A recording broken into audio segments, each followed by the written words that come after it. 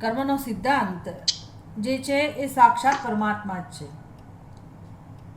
જેથી કોઈ પણ જીવ ક્યારેય પણ કયા પણ પ્રકારનું કર્મ કરે તે બધા કર્મના સાક્ષીના રૂપમાં ભગવાન રહેલા છે. નિવાસ, નિવાસ એટલે રહેઠાણ. તો ભગવાન કઈ રીતે રહેઠાણ છે? તો કે બધા જ જીવોનું રહેઠાણ છે.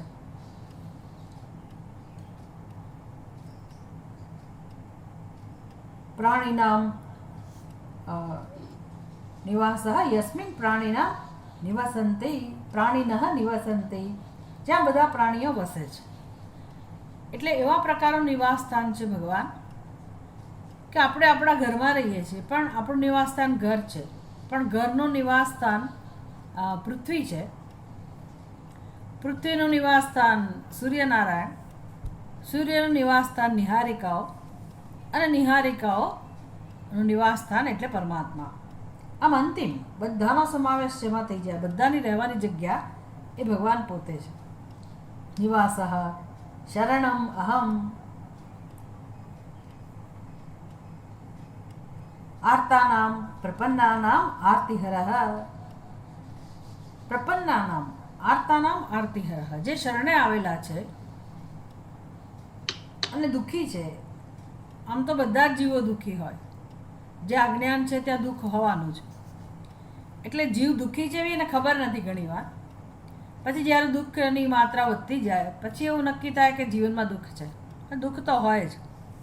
ઉપર સપાટી ઉપર જે જણાય છે એ પણ દુઃખની જ અભિવ્યક્તિ છે. ભલે આપણે એને સુખ કહીએ પણ એ સુખના પેટાળમાં દુઃખ તો રહેલું જ છે. દુઃખ હંમેશા સુખની સાથે પડછાયાની જેમ રહેલું હોય, સિક્કાની બીજી બાજુ. એટલે આર્તાનામ, જીવ તો બધા દુઃખી છે, પણ જે જીવો, જે પ્રાણીઓ ભગવાનના શરણમાં જાય છે, પ્રપન્નાનામ, ભગવાનના શરણે આવેલા છે, ભગવાન એના માટે શરણ બની જાય છે. આરતિહરમ, ભગવાનનું કામ એક જ છે, દુઃખનું હરણ કરવું, દુઃખને હરી લેવું. એ ભગવાનનો સ્વભાવ છે. અને અંતિમ શરણ, આપણા જીવનમાં આપણે શરણ ઘણા લીધેલા છે પણ એ બધા શરણ કામ ચલાવ છે. એટલે પછી આપણે પાપ કરીએ, પુણ્ય કરીએ અને જે કર્મફળ ઈચ્છતા હોઈએ તો પુણ્ય કર્મ કર્યા પછી કદાચ સ્વર્ગમાં જઈએ તો સ્વર્ગમાં ક્યાં સુધી સ્થાન હોય? આ જ અધ્યાયમાં ભગવાન સમજાવશે. ગમે તેવી સારી સ્થિતિ જીવનમાં પ્રાપ્ત થાય કે મૃત્યુ પછી પ્રાપ્ત થાય એ કેટલા સમય માટે હોય? એટલે છેવટે તો બધાએ પાછા જ આવવાનું છે ફરી ફરીને. એને કહેવાય યાતાયાત. આયા રામ ગયા રામ.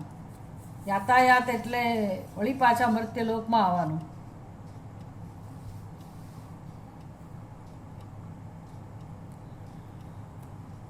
સ્વર્ગમાં જઈએ વળી પાછું અહીંયા પાછા ફરવાનું. ક્યાંય પણ જઈએ તો પાછા ફરવાનું. જ્યાં સુધી જીવત્વ છે, અજ્ઞાન છે, ત્યાં સુધી આ યાતાયાત એટલે આવાગમન, જન્મ મૃત્યુ ચાલુ રહેવાના. એટલે ભગવાન એવું શરણ છે કે આમાંથી છોડાવે આપણને. અને જેમના શરણમાં ગયા પછી યદ ગત્વા ન નિવર્તન્તે તદ્ધામ પરમમ મમ, ભગવાનનું આવું આ ધામ છે. એટલે ભગવાન બધા જીવોનું શરણ છે. પણ જ્યારે આપણે એને આત્મરૂપે સમજીએ, એનું સત્ય સ્વરૂપ સમજીએ, એ પ્રકારે એની શરણાગતિ હોય જીવનમાં, તો પછી ભગવાન બધા પ્રકારનું દુઃખ હરી લેનારા છે. ભગવાનનું કામ જ દુઃખને હરી લેવું એ છે, દુઃખનો નાશ કરવો એ છે. એટલે આરતિહરઃ એ ભગવાન કહી રહ્યા છે. સુરત, સુરત એટલે પ્રતિ ઉપકાર, અનપેક્ષ સન ઉપકારી. આ બધા એવા સરસ ભગવાન માટેના શબ્દો છે, ભગવાનના વિશેષણો છે. અને ભગવાન પોતે જ પોતાના મુખથી આ કહી રહ્યા છે. એટલે શ્રદ્ધાનો તો પ્રશ્ન જ નથી. બસ જે ભક્ત છે એ આ પ્રકારે ભગવાનના સ્વરૂપને સમજે અને એને વિશ્વાસ હોય, શ્રદ્ધા હોય કે ભગવાન આ પ્રકારે શરણ પણ છે, નિવાસ પણ છે, સુહૃદ પણ છે, સાક્ષી પણ છે, એ જ ભરતા છે, એ જ માલિક છે. તો એને જીવનમાં હવે કયા પ્રકારની પરાધીનતા હોય, કયા પ્રકારની પરવશતા હોય, ભલે આપણી અંદર અજ્ઞાન હોય, ભલે હજી આપણે સંઘર્ષમાં જીવતા હોઈએ, સંઘર્ષ કરવો પડતો હોય, ઘણી બધી આપણે પરવશતાનો અનુભવ કરતા હોઈએ, છતાં પણ એક દિશા મળી ગઈ આપણને, એક આશ્વાસન મળી ગયું કે મનુષ્યનો જન્મ છે અને આ જન્મમાં જ હું આ પ્રકારે ભગવાનને ઓળખવાનો પ્રયાસ કરું, એના શરણે જાઉં, એની શરણાગતિ સ્વીકારું તો મારું કલ્યાણ નિશ્ચિત છે. ભલે વાર લાગે પણ એક આશ્રય મળી જાય, એક શરણ મળી જાય, અને એમ કરતાં કરતાં એક પછી એક જન્મ એવો મળે કે જ્યાં આપણી ઉન્નતિ જ થાય. એ પણ ભગવાનને કહું, આગળ ભગવાને ગીતાજીમાં જ આગળ કહ્યું, આગળના અધ્યાયોમાં, કે કઈ રીતે નહીં સ્વલ્પમ અપી ધર્મસ્ય ત્રાયતે મહતો ભયાત. એક થોડુંક અમસ્તું પણ આ રસ્તે આવવાથી, ભગવાન તરફ જવાથી, ભગવાનના ઉપદેશનું અનુસરણ કરવાથી જીવ હંમેશ માટે કેવી રીતે મુક્ત થઈ જાય. એટલે બધા વિશેષણો આપણા માટે ખરેખર રોજ આનું સ્મરણ કરવા જેવું છે, આનો જપ કરવા જેવો છે. મંત્ર સમાન છે આ બધી વસ્તુઓ. પરમાત્મા કેવા છે, કઈ રીતે સુહૃદ છે. સુહૃદ એટલે શું? તો કે જેને આપણે ઓળખતા પણ ના હોઈએ, ઓળખાણની જરૂર પણ ના હોય, પરિચયની જરૂર ના હોય, અને હંમેશા ઉપકાર કરનારા હોય, અને પાછી કોઈ પ્રકારની અપેક્ષા પણ ના રાખે. એટલે આપણે કદાચ ભક્તિ કરી હોય કે ના કરી હોય, સેવા કરી હોય કે ના કરી હોય, ભગવાનનું શરણ લઈએ એના માત્રથી જ આપણું કલ્યાણ થતું હોય. પછી ધીરે ધીરે બધી વસ્તુઓ આવે આપણા જીવનમાં, પણ ભગવાન રાહ ના જોવે કે તે ક્યાં કોઈ પુણ્યકર્મ કરેલા છે કે હું તને આધાર આપું. એટલે દુઃખમાં જ્યારે મનુષ્ય ભગવાનને યાદ કરે તો ભગવાન ભલે એ જીવે કોઈ પણ પ્રકારનું ભજન ના કર્યું હોય, ભગવાનની શરણાગતિ ના કરી હોય, ના સ્વીકારી હોય, તો પણ ભગવાન એ જીવ ઉપર દયા કરતા હોય છે, અને કોઈ પ્રકારના ઉપકારની અપેક્ષા વગર. પ્રતિ ઉપકાર અનપેક્ષા સન ઉપકારી ભગવાનનું કામ છે ઉપકાર કરવો. એમાંથી આપણે પણ આપણા ગુણો વિકસાવી શકીએ, કે આપણે અંદર પણ એવી એક ભાવના જન્મે, આપણે પોતે પણ એવા પ્રકારના ગુણો એનો આપણે વિકાસ કરીએ. આપણી અંદર છે જ આ બધું. આપણે પણ એ પ્રકારે પ્રતિ ઉપકારની ભાવના વગર જ્યારે બીજા ઉપર ઉપકાર કરતા હોઈએ તો આપણે પણ સુહૃદ કહેવાઈએ, અર્થાત આપણે પણ ભગવાનના ગુણોવાળા જ છીએ, ભગવાનના ગુણોવાળા બનીએ એ વખતે. પછી ભગવાને કહું, પ્રભવ પ્રલય સ્થાનમ. પ્રભવ ઉત્પત્તિ, પ્રલય પ્રલીયતે યસ્મિન ઇતિ, તથા સ્થાનમ તિષ્ઠતે અસ્મિન ઇતિ. આમ પ્રભવ, પ્રલય અને સ્થાનમ, ઉત્પત્તિ, સ્થિતિ અને લય, બધું હું જ છું. એટલે ભલે આપણે અત્યારે એવું કહીએ કે કોની ઉત્પત્તિ, કારણ કે આપણી નજર સમક્ષ તો કાર્ય છે ને, કાર્યને આપણે સત્યતા આપીએ છીએ. એટલે કે આપણે જન્મેલા છીએ, પોતાની સમજ એવી છે, આપણે જન્મેલા છીએ, અને જગતમાં પણ બધી વસ્તુઓનો જન્મ થાય છે, બધાનું સર્જન થાય છે. એટલે ઉત્પત્તિ નામની વસ્તુ છે, જોઈએ છીએ આપણે એવું માનીએ છીએ કે આપણી ઉત્પત્તિ છે, જગતની ઉત્પત્તિ છે. એટલે પ્રશ્ન થાય કે જગતની ઉત્પત્તિ શેમાંથી છે? પછી લય પણ જોઈએ છીએ, મૃત્યુ પણ જોઈએ છીએ, અનુભવીએ છીએ. તો જગતમાં સર્વત્ર લય પણ થાય છે, મૃત્યુ પણ થાય છે. તો લય શેમાં થાય છે? બધી વસ્તુઓ શેમાં અંત પામે છે? બધાનો અંત શું હોય છે? એટલે કશોક અંત હોવો જોઈએ, કશીક ઉત્પત્તિ હોવી જોઈએ.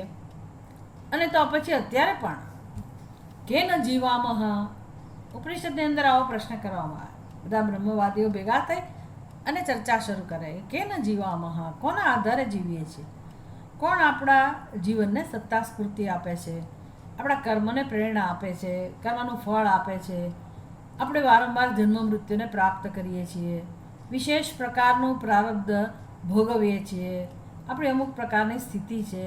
તો આ બધા માટે કયું તત્વ જવાબદાર છે? એટલે આવા પ્રશ્નો થાય એ સ્વાભાવિક છે.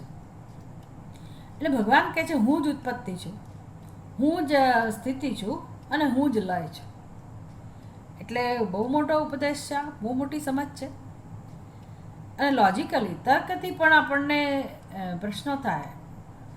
તર્કથી જ્યારે સમજવાનો પ્રયાસ કરીએ કે બીજો ભગવાન જ ઉત્પત્તિ હોય, ભગવાન જ સ્થિતિ હોય, ભગવાન જ લય હોય, તો પછી બધું જ ભગવાન થયું, તો પછી ઉત્પત્તિ સ્થિતિ લયને શું કહેવું? એકની જ અભિવ્યક્તિ થઈ, તો પછી ઉત્પત્તિ લય કરતાં સ્થિતિ કે લય કરતાં જુદી કેવી રીતે હોય? લય સ્થિતિ કરતાં ભિન્ન કેવી રીતે હોય? બધું જ ભગવાન હોય તો પછી ભગવાન સત્ય હોય અને ઉત્પત્તિ સ્થિતિ લય એ અધ્યારોપ હોય. આપણે સમજી શકીએ આ વસ્તુ. એટલે ભગવાન કહે છે કે વાત તો સાચી, તમે વિચાર કરો તો સમજાશે કે ઉત્પત્તિ કેવી રીતે શક્ય હોય. ઉત્પત્તિ શક્ય સિદ્ધ કરી બતાવો તો પછી લય સિદ્ધ થાય. એટલે કોની ઉત્પત્તિ? આપણે મંત્ર બોલીએ છીએ ને, પૂર્ણમદ પૂર્ણમિદમ પૂર્ણાત પૂર્ણમુદચ્યતે પૂર્ણસ્ય પૂર્ણમાદાય પૂર્ણમેવ અવશિષ્યતે. આ મંત્ર આ જ કહે છે, પૂર્ણસ્ય પૂર્ણમ આદાય પૂર્ણાત પૂર્ણમુદચ્યતે. પૂર્ણમાંથી પૂર્ણનો જન્મ થયો. એટલે આ પહેલું જે વાક્ય છે, પૂર્ણમાંથી પૂર્ણનો જન્મ થયો, ત્યાં જ આ બધા પ્રશ્નોનો જવાબ મળી જાય કે ભાઈ પૂર્ણમાંથી જે જન્મ થાય કોઈનો તો એ પૂર્ણ તો ના જ હોય. પૂર્ણમાંથી કશું અપૂર્ણ જન્મે. પૂર્ણ કેવી રીતે જન્મે? એટલે જે અત્યારે એનો અર્થ એ તો જન્મેલું છે એ પણ પૂર્ણ છે, જેમાંથી જન્મ્યું એ પણ પૂર્ણ છે, એ પછી જેમાંનો લય થાય છે એ પણ પૂર્ણ છે. તો પછી આ થયું શું બધું? તો કે એક જ પૂર્ણ છે. અને એનો અર્થ કે ઉત્પત્તિ સ્થિતિ લય એ કેવળ અને કેવળ આભાસ છે, જણાય છે, જેને આપણે સત્ય માનીએ છીએ. કારણ કે સોનામાંથી અલંકારો ઉત્પન્ન થાય, સર્જાય, તો આપણને અલંકાર સોના કરતાં જુદા દેખાય, આંખોથી જુદા દેખાય, પણ બુદ્ધિથી તો આપણે જાણીએ છીએ કે જે સોનું હતું એમાંથી અલંકાર ઉત્પન્ન થયું, તો અલંકારની પહેલાં પણ એ સોનું જ હતું. અલંકારની ઉત્પત્તિ પહેલાં એ અલંકાર સોનું જ હતું. પછી એનો લય, એનો નાશ પામે અલંકારનો, તો એ અલંકાર ક્યાં જાય? તો કે સુવર્ણમાં. બસ હવે વચ્ચે તપાસવાનું રહ્યું કે વચ્ચેની સ્થિતિ, જેને સ્થિતિ એવું કહેવામાં આવે કે અત્યારે આપણી નજર સમક્ષ જ્યારે અલંકાર છે ત્યારે શું છે? તો કે સુવર્ણ સિવાય કશું નથી. એટલે ત્રણેય અવસ્થામાં સુવર્ણ જ છે. તો કોનામાંથી ઉત્પત્તિ થઈ? સુવર્ણમાંથી અલંકારની ઉત્પત્તિ થઈ, પણ અલંકાર છે ત્યારે સુવર્ણ જ છે. એનો અર્થ એવો થયો કે સુવર્ણમાંથી સુવર્ણની ઉત્પત્તિ?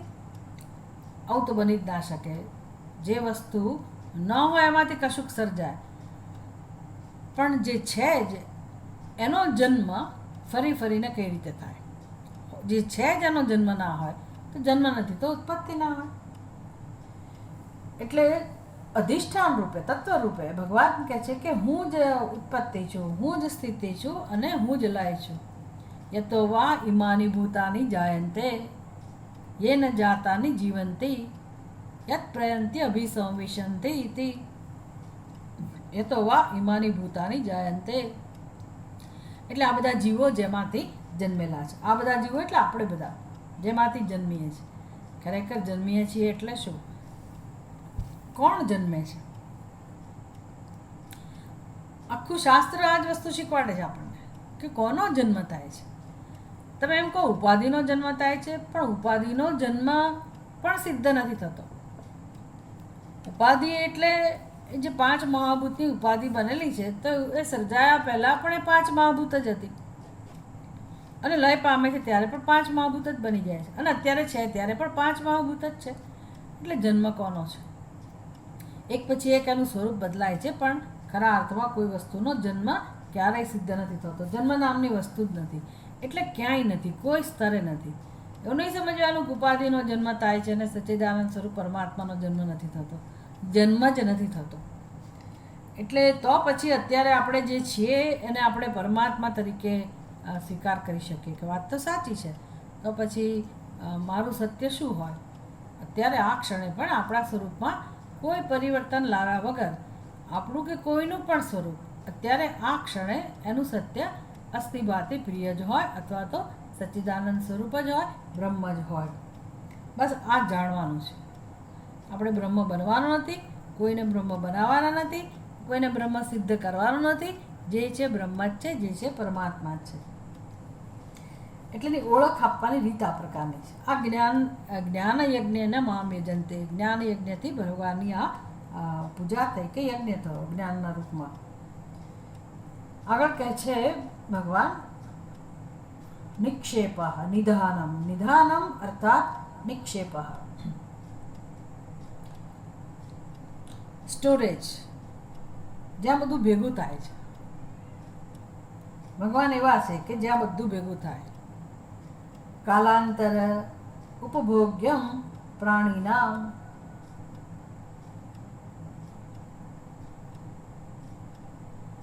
શેનો ભગવાને સંગ્રહ કરેલો છે? સ્ટોરમાં શું રાખ્યું છે? તો કે બધા જીવોની ભોગવવાની સામગ્રી. રસોડામાં કેમ ગૃહિણી બધું ડબ્બામાં ભરી રાખે કે બાળકોને આ નાસ્તો જોઈશે, ઘરના સભ્યોને આ વસ્તુ જોઈશે, એ બધું કેવું આપણે ઘરમાં બધી કિંમતી વસ્તુઓ પણ રાખીએ કે પછી બાળકોને કામમાં આવશે, જોઈશે. એમ ભગવાન પણ આપણા માટે બધી સામગ્રી તૈયાર રાખે છે. કાલાંતર ઉપભોગ્યમ. આજે કદાચ આપણે એનો ઉપયોગ ના કરીએ, પણ આવતીકાલે આપણને જરૂર પડે, પછીના જન્મમાં જરૂર પડે. એવી કઈ વસ્તુઓ છે? તો કે આપણા જે કર્મો હોય એ કર્મનું ફળ છે, સંચિત કર્મો, પછી પ્રારબ્ધ, આ બધી વસ્તુઓ ભગવાન સંગ્રહ કરી રાખે. અને બધા જ પ્રાણીઓનો, કારણ કે બધા ભગવાનના સંતાનો છે. એક દિવસ તો આ સમજવું જ પડશે. વસુધૈવ કુટુંબકમ. આ માત્ર એક કોન્સેપ્ટ નથી, ઉચ્ચ દર્શન, ઉચ્ચ પ્રકારનું, ઉત્તમ પ્રકારનું દર્શન, ઉચ્ચ પ્રકારની દ્રષ્ટિ નથી, આ સત્ય છે. વસુધૈવ કુટુંબકમ એટલે જ કહો ને ભગવાને નિવાસ, અહમ નિવાસ, અહમ શરણ. નિવાસ એટલે તો પછી એક જ નિવાસ સ્થાન થયું. એનો અર્થ કે બધા જે બધા રહે છે બધા કુટુંબીજનો જ થાય, એક જ કુટુંબ થયું. આવું છે. એટલે જગતની અંદર જે પણ છે એ બધા એક જ કુટુંબના સભ્યો છે. અને આ સમજ બરાબર આપણી અંદર આવે, આ સમજાઈ જાય કે આવું જ હોય. આ કોઈ કલ્પના નથી, કોઈ આદર્શ નથી, આ પરમ સત્ય છે અને એ સમજી શકાય એવું છે. તો પછી આપણે જગતનો એક ભાગ છીએ એ સમજાય. બીજા બધા પણ આપણી જેમ એ જ જગતનો ભાગ છે. અને માટે સર્વત્ર આત્મીયતા કેળવી શકાય. અને આના માટે જ મનુષ્યનો જન્મ થયો છે. આનું નામ જ આધ્યાત્મિક ઉન્નતિ. એટલે આવું સુંદર જે દર્શન છે એનું નામ જ મોક્ષ. બધાનો આત્મા હું છું, સર્વાણી ભૂતાની આત્મન્યેવ, અને આત્માનમ સર્વભૂતેષુ યહ પશ્યતિ. જેને બધા ભૂતો પોતાનામાં જણાય છે અને પોતે બધા ભૂતોમાં જણાય છે. એટલે કે કેવળ અને કેવળ ઈશ્વર જ છે, પરમાત્મા જ છે. એ જ સત્ય છે, આ જ દર્શન છે, એ જ જ્ઞાન છે, સમજ છે, એનું નામ જ મોક્ષ. આ સમજથી જ જીવત્વનો બાદ થાય. પછી જીવત્વની જરૂર નથી. જીવત્વ રહે શું કામ? એકવાર તમને દોરડાનું દર્શન બરાબર થઈ ગયું, દોરડું જ જેવો નિશ્ચય થઈ ગયો, પછી સર્પ ત્યાં રહેતો નથી. સર્પ નથી રહેતો, ફૂલની માળા નથી રહેતી, ભૂછિદ્ર નથી, પાણીની ધારા નથી, બધી વસ્તુઓ અદૃશ્ય થઈ જાય. અદૃશ્ય એટલા માટે થાય કે હતી જ નહીં કોઈ કાળે, અને છતાંય જણાતી હતી. એ જ્યાં સુધી જણાય છે ત્યાં સુધી દોરડું ના જણાય. એમ જીવ, જગત, ઈશ્વર, જે આપણી બુદ્ધિમાં આવા ખ્યાલો રહેલા છે, અને એ જ સત્યતા આપણે એને જ આપીએ છીએ, એને જ સત્ય માનીએ છીએ. જ્યાં સુધી આવી સમજ હોય ત્યાં સુધી આ સચ્ચિદાનંદ સ્વરૂપ પરમાત્મા જે આત્મરૂપે અનુભવાય છે ખરા, પણ એની વિચારવાની કોઈ ગણતરી નથી, એને કોઈ આપણે મહત્ત્વ નથી આપતા. અને જે ભેદ બુદ્ધિ છે, જે ખ્યાલ રહેલા છે, એને જ આપણે સત્યતા આપીએ છીએ. એટલે પછી આ આનંદ સ્વરૂપ, જ્ઞાન સ્વરૂપ પરમાત્મા ઢંકાયેલો જ રહે છે સદા. એ વિચારો પ્રગટ નથી થતો. અજ્ઞાનેન આવૃતમ જ્ઞાનમ તેન મુહ્યંતિ જંતવઃ. અહીં તો બધા જંતુઓ, બધા જીવાત્માઓ અજ્ઞાનથી આવૃત થયેલા છે.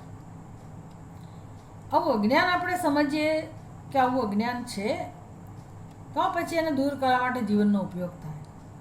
આપણે તો અજ્ઞાનને સત્યતા આપીએ છીએ અને જ્ઞાન માટે પ્રયાસ કરીએ છીએ. એટલે કે અજ્ઞાનને સત્યતા આપવી એટલે આપણી જીવન જીવવાની જે રીત છે, અથવા આપણા પોતાના જે આગ્રહો છે, અભિપ્રાયો છે, નિર્ણયો છે અને સ્વભાવ છે, એ બધું પણ આપણે પકડી રાખવા માગીએ છીએ. એમાં કંઈ બાંધછોડ કરવા નથી માગતા, એમાંથી મુક્ત થવાનો પ્રયાસ નથી કરતા. અને પાછી આધ્યાત્મિક ઉન્નતિ પણ કરવી છે, પરમાત્માને પણ જાણવું છે. એટલે આ સમજવાની જરૂર છે. પરમાત્માને જાણવું એટલે શું? પોતાને જાણવા. પોતાને જાણવા એટલે શું? તો કે આ બધા અધ્યારો, પોતાના આગ્રહો, ખ્યાલો, નિર્ણયો, ખોટો સ્વભાવ, આ બધાને દૂર કરીને મારે મારા પરમાત્મા સ્વરૂપને ઓળખવાનું છે, સત્યને ઓળખવાનું છે, જે સમસ્ત બ્રહ્માંડનું સત્ય છે, અથવા તો સર્વનામ રૂપમાં જ અભિવ્યક્ત થયેલું છે. નિક્ષેપ એટલે ભગવાન આવા છે. નિક્ષેપ એટલે જ્યાં બધા પ્રાણીઓને જે ભવિષ્યમાં એને ભોગવવાનું છે એ બધાનો સંગ્રહ ભગવાન કરી રાખે છે.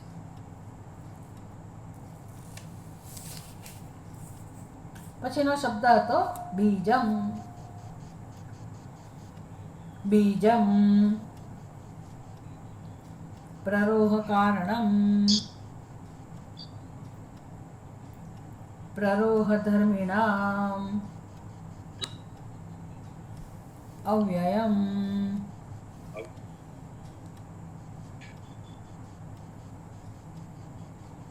કોઈક રીતે તમારો અવાજ પહોંચ્યો નથી અહીંયા.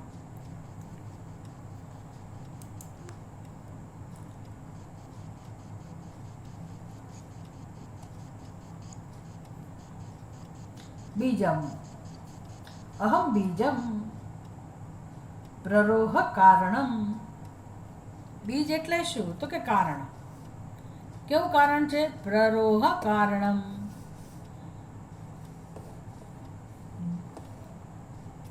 પ્રરોહ જેનો જન્મ થવાનો છે.